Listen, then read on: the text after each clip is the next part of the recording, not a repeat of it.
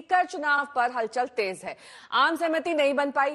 कल सुबह 11 बजे स्पीकर पद का चुनाव होगा। एनडीए की तरफ से वर्तमान स्पीकर ओम बिरला उम्मीदवार हैं, तो विपक्ष की तरफ से 18वीं लोकसभा के सबसे सीनियर 8 बार के सांसद रह चुके के सुरेश मैदान में हैं। आज 12 बजे नामांकन की डेडलाइन थी। ऐसी चर्चा थी कि ओम बिरला सर्वसम्मति से दूसरे टर्म के लिए भी चुन लिए जाएंगे और विपक्ष का डिप्टी स्पीकर होगा, लेकिन आखिरी वक्त में बात बिगड़ गई। कांग्रेस का आरोप है कि कल राजनाथ सिंह ने जब मल्लिकार्जुन खड़गे से ओम बिरला के नाम पर समर्थन मांगा था, तो कांग्रेस अध्यक्ष ने साफ कर दिया था कि विपक्ष को अगर डिप्टी स्पीकर का पद मिलता है तो वो ओम बिरला का समर्थन करने के लिए तैयार है। लेकिन राहुल गांधी का आरोप है कि राजनाथ सिंह ने कॉल बैक का वादा किया, लेकिन पलटकर फोन नहीं किया। यानी विपक्ष की डिप्टी स्पीकर पर बीजेपी तैयार नहीं हुई और फिर विपक्ष ने के सुरेश को उतार दिया। लेकिन राहुल गांधी के बयान पर पलटवार करते हुए राजनाथ सिंह ने कहा कि कल से आज तक वो मल्लिकार्जुन खड़गे से 3 बार फोन पर बात कर चुके हैं।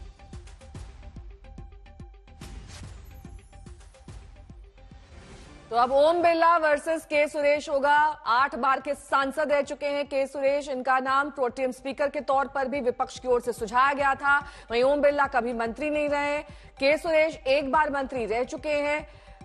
मावेलिकारा से सांसद के सुरेश हैं, वहीं ओम बिरला कोटा से सांसद हैं। तो स्पीकर पद का मुकाबला इन दोनों के बीच होगा। कल चुनावी प्रक्रिया होगी।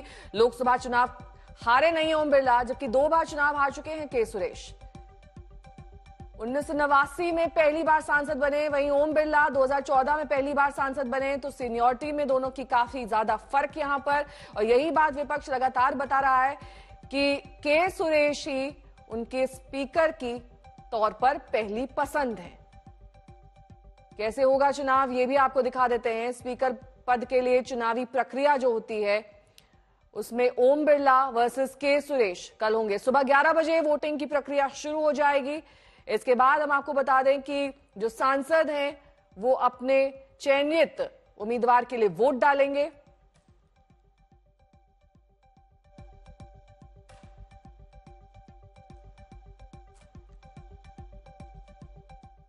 तो राजनाथ सिंह को यह जिम्मेदारी दी गई थी कि प्रतिपक्ष से बात करके आम सहमति बनाई जाए, कम से कम स्पीकर के पद को लेकर। कई राउंड की बैठकें हुई, बातचीत हुई, लेकिन बात नहीं बन पाई।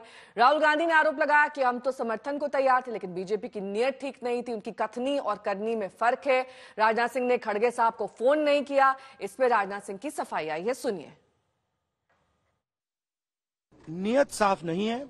नरेंद्र मोदी जी कोई कंस्ट्रक्टिव कोऑपरेशन नहीं चाहते हैं, क्योंकि कन्वेंशन है कि डेप्यूटी स्पीकर ऑपोजिशन का होना चाहिए।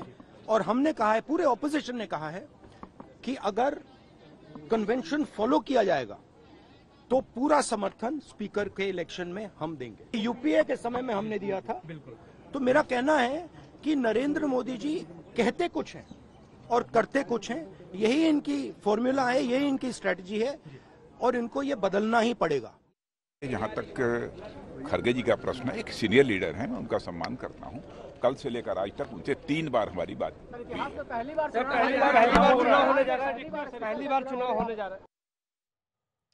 तो विपक्ष की जो शर्त वाली राजनीति है, इसकी निंदा पीयूष गोयल कर रहे हैं।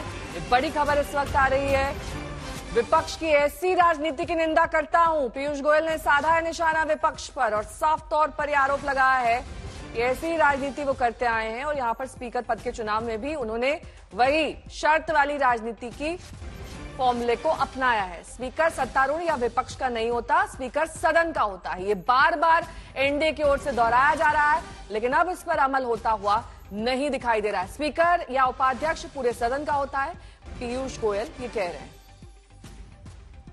पहले लोकसभा का उपाध्यक्ष कौन होगा वो पहले तय करें, फिर अध्यक्ष के लिए समर्थन मिलेगा। इस प्रकार की राजनीति को हम की निंदा करते हैं। और मुझे लगता है कि अच्छी परंपरा ये रहती कि लोकसभा निर्विरोध एक सर्वसम्मति से अध्यक्ष चुनता, तो लोकसभा की भी मर्यादा अच्छी रहती, सभी पक्ष का उसमें योगदान रहता। और स्पीकर वैसे भी किसी सत्तारूढ़ पार्टी या विपक्ष का नहीं होता है, वो पूरे सदन का होता है। वैसे ही उपाध्यक्ष भी कोई पार्टी या दल का नहीं होता है, पूरे सदन का होता है। और इससे उसमें सदन की सहमति हो, ऐसे शर्तों के आधार पर कि किसी एक पर्टिकुलर व्यक्ति या पर्टिकुलर पक्ष का ही उपाध्यक्ष हो, वो लोकसभा की कोई परंपरा में नहीं बैठते।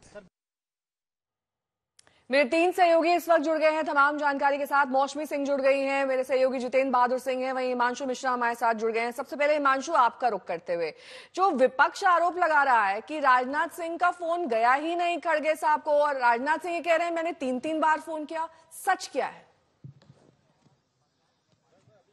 हिमांशु को शायद मेरी आवाज नहीं। राजनाथ सिंह अगर कह रहे हैं कि 3 बार बात की गई है।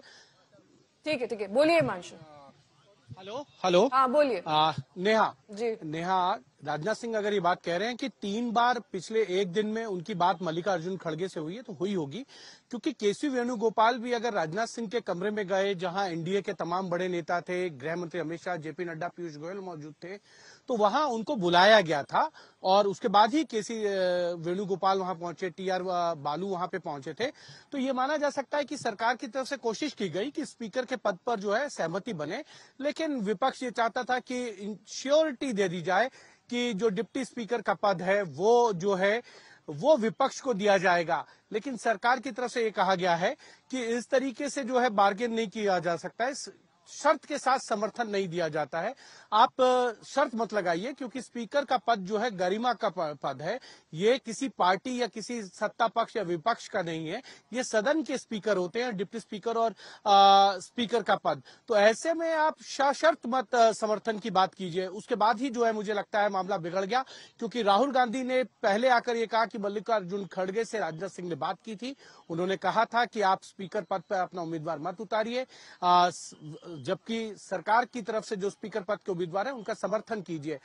तब मल्लिकार्जुन खड़गे ने यह कहा कि नहीं, हम समर्थन देंगे यदि उप सभापति यानी डिप्टी स्पीकर का पद जो है वो दिया जाएगा।